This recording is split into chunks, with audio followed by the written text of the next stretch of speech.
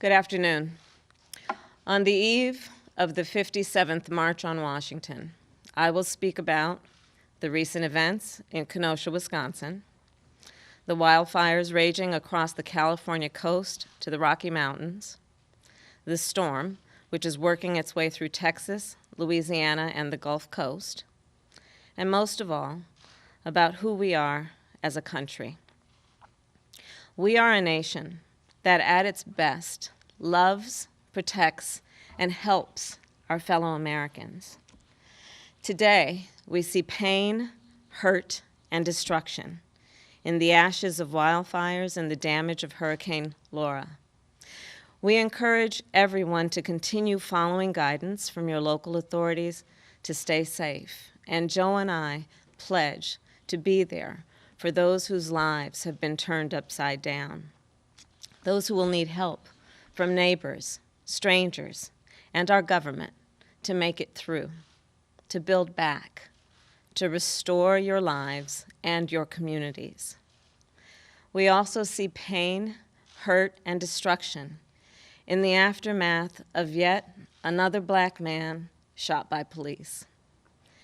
Jacob Blake, shot 7 times in the back in broad daylight in front of his 3 young sons.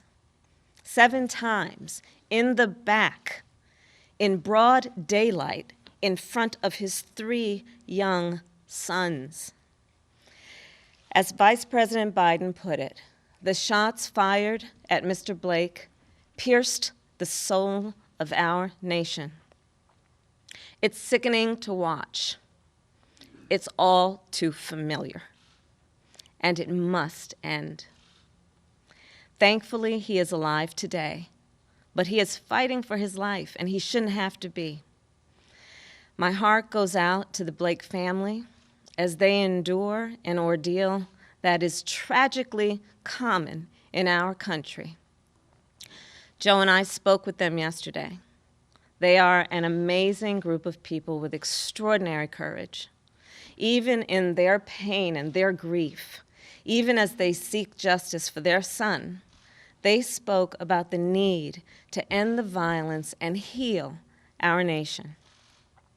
I've had conversations like this with far too many mothers and fathers, but you will see and hear no one with more courage, more character, and more moral clarity. People are rightfully angry and exhausted. And after the murders of Breonna and George and Ahmaud and so many others, it's no wonder people are taken to the streets. And I support them.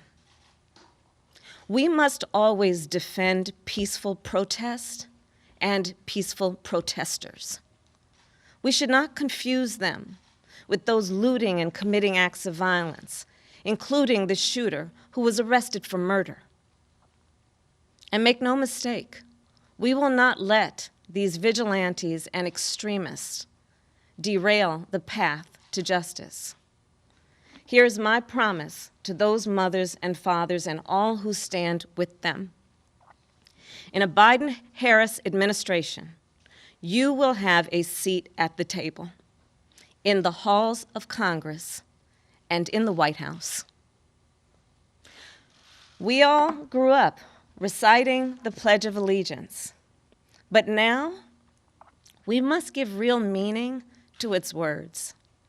One nation, under God, indivisible, with liberty and justice for all. Justice. Let's talk about that. Because the reality is that the life of a black person in America has never been treated as fully human. And we have yet to fulfill that promise of equal justice under law. We will only achieve that when we finally come together to pass meaningful police reform and broader criminal justice reform and acknowledge, yes, acknowledge and address systemic racism.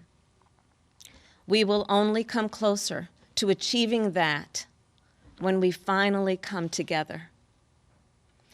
We have come a long way in our country toward building a more perfect union. And the time is now, right now, to take the next step forward. And even as we experience this reckoning with racial injustice, we must also confront another crisis, the pandemic that has torn apart so many lives. The numbers that define this crisis are staggering. We cannot look the other way or allow ourselves to become numb to them. Nearly 6 million confirmed cases of the coronavirus, 180,000 lives lost, more than 50 million claims for unemployment this year alone. We need to see and we need to hear what is happening in our country. The quiet desperation that has taken over so many lives in America. The family packing into their car at 5 o'clock in the morning, hoping the local food bank still has something left when they get to the front of the line. The 50-year-old store manager who's been laid off and knows he can't pay the rent on the first of the month. The mothers and fathers stretched to the breaking point, working from home while helping their kids with their online classes, just trying to hold it all together. The small business owners, economic engines of our communities who are shutting their doors every day. The nurse getting ready for her afternoon shift, who has seen so much suffering and death in recent months and wonders how much more can she bear to witness. The family grieving the loss of their grandmother, who's been in a nursing home and who they couldn't even visit over the last 3 months of her life. The alarming and disproportionate rate at which Black, Latino, and indigenous families are contracting and dying of COVID-19. That is the reality of America right now. A reality completely absent from this week's Republican National Convention. Because unlike the Democratic Convention, which was very clear-eyed about the challenges we are facing and how we will tackle them, the Republican Convention is designed for one purpose: to soothe Donald Trump's ego, to make him feel good. But here's the thing. He's the President of the United States. And it's not supposed to be about him.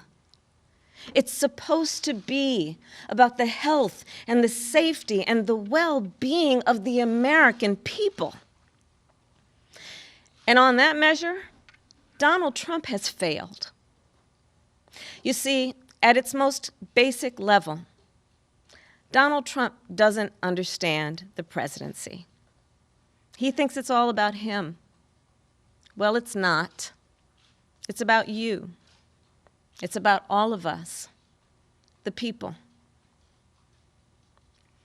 As a lawyer and advocate, when I would rise to speak in a courtroom, I'd say the following words: Kamala Harris, for the people. And that is why I stand today to speak for the people. Because we know the truth. Donald Trump has failed at the most basic and important job of a president of the United States. He failed to protect the American people. Plain and simple. Trump showed that we in the legal profession would call a reckless disregard for the well-being of the American people. A reckless disregard for the danger a pandemic would pose to American lives, for the devastation it would do to our economy, for the damage it would do to communities of color who have been subjected to structural racism for generations, for the chaos that would upend our daily lives, make it impossible for many of our children to go to school, make it impossible to live normally and with the sense of certainty. He never appreciated that a president swears an oath before God and country to protect America against threats seen and unseen. It's his duty. It's his obligation to protect us. And yet, he has failed miserably. Here's the thing. Donald Trump's incompetence is nothing new. That has always been on full display. But in January of this year, it became deadly. That's when the threat of a virus that it would endanger the world first emerged. Trump dismissed the threat, but Joe Biden sounded the alarm. It would be the beginning of a pattern that persists to this day.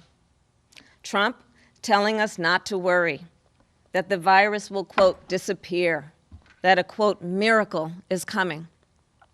Joe Biden saying we need a plan, a national strategy, a president who is willing to lead, willing to be a role model for our nation, for our children. Trump still doesn't have a plan. He still doesn't have a plan. Joe Biden released his first plan in March. And here's what you have to understand about the nature of a pandemic. It's relentless. You can't stop it with a tweet. You can't create a distraction and hope it'll go away. It doesn't go away. By its nature, a pandemic is unforgiving. If you get it wrong at the beginning, the consequences are catastrophic. And it's very hard to catch up. You don't get a second chance at getting it right. Well, President Trump, he got it wrong from the beginning. And then he got it wrong again and again. And the consequences have been catastrophic. And here's why Trump has been so unwilling and unable to deal with this crisis. First, he was fixated on the stock market over fixing the problem. He tweeted about it consistently during this period. He was convinced that if his administration focused on this virus, it would hurt the market and hurt his chances of being reelected. That mattered to him more than saving American lives. Second, right at the moment that we needed Donald Trump to be tough on the Chinese government, he caved. On January 24th, he praised the transparency of the Chinese government. He said, quote, China has been working hard to contain the coronavirus. The United States greatly appreciates their efforts and transparency. It will all work out well. But they weren't being transparent. They blocked public health inspectors from our CDC from getting access and information that they needed to protect American lives. Donald Trump stood idly by. And folks, it was a deadly decision. Instead of rising to meet the most difficult moment of his presidency, Donald Trump froze. He was scared, and he was petty and vindictive. On a call with governors across the country on March 16th, he told them it wasn't his job to get personal protective equipment to frontline workers. He said, quote, respirators, ventilators, all of the equipment, try getting it yourselves, unquote. On that day, we had about 5,000 cases as a nation. Today, we have nearly 6 million. Even now, some 8 months into this crisis, Donald Trump still won't take responsibility. He still won't act. And the tragedy in all of this is it didn't have to be this bad. Just look around. It's not like this in the rest of the world. All we needed, guys, all we needed was a competent president. One who was willing to listen, willing to lead, take responsibility, have a plan, do their job. Well, Joe Biden will be that president. He's got a national strategy. He's more than ready to lead. Every month since March, as this pandemic has unfolded, Joe Biden has updated the steps he would take to save American lives. And he's done it based on what every scientist, every expert, every economist said we should be doing. As president, Joe Biden will put a plan into effect on day one. Develop and deploy rapid tests with immediate results. Make sure testing, treatments, and ultimately a vaccine reach all Americans, including communities of color who have historically been left behind. Manufacture the medical supplies and protective equipment we need. And make them right here in America, so we're never again at the mercy of China and other foreign countries to protect our own people.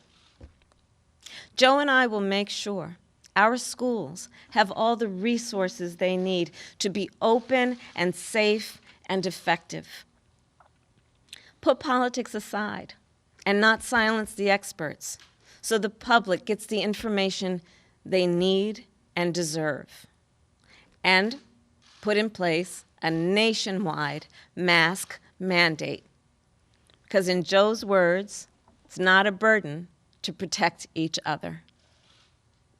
And he says that because the thing about Joe is he knows we're all in this together. Donald Trump says there's nothing he could have done to prevent all this death. Here's the truth. Barack Obama and Joe Biden had a program called PREDICT that tracked emerging diseases in places like China. I'm going to repeat that. The program tracked emerging diseases in places like China. Trump cut it. They detected a team and created that team in the National Security Council to global health and security, dedicating them to the work of global health and security and biodefense. Donald Trump eliminated it. They implemented standards for nursing homes to improve infection control. Donald Trump is erasing them. Before the virus hit, Trump made our country vulnerable. After it was struck, he failed to do what was necessary. As it continues, he's making it worse every day. Just this week, the Social Security Administration said a cut to Social Security, like the one Trump is proposing, would end disability benefits within 1 year and end all benefits within 3 years. So let me be as clear as possible. If Donald Trump's extreme proposal goes into effect, the checks that American seniors are relying on, that you rely on to pay your bills, to buy your medicine, to live, will stop coming. The very people who have suffered so greatly in this crisis. It's unthinkable. And in the middle of a health crisis made worse by his own actions, Donald Trump is in court right now trying to throw out the entire Affordable Care Act, including the protections it provides for people with pre-existing conditions. So that means if you are fortunate enough to survive COVID-19, insurers could deny you coverage for treating any long-term effects. Now, President Trump won't tell you any of this at the Republican convention tonight. And we all know He's not changing. The president he has been is the president he will be. But we have a chance to right these wrongs and put America on a better path forward. One where the leaders we elect listen to the experts and follow the best medical guidance to keep us and our families healthy and safe. One where we take meaningful action against systems and traditions of oppression. One where we stop fanning the flames of hate and division and treat one another with the respect and the dignity that each one of us deserves. As Joe Biden said in his acceptance speech, we have a choice between the light and the dark. I believe America will choose the light. Thank you.